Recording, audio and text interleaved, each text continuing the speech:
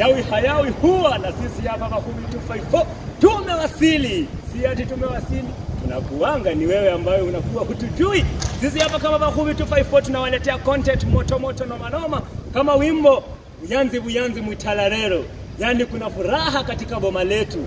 Iwe ni mtoto amezaliwa, iwe ni mtu amefariki, bado ni furaha hiyo kwetu sisi Waluya. Tunakula baba.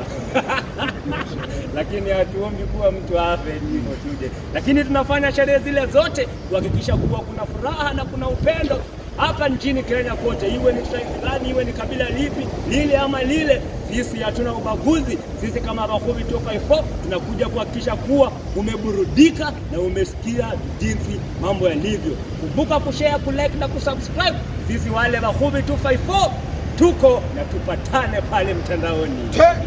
Na tunazidi kuwa na tuko Bakhubi Bakhubi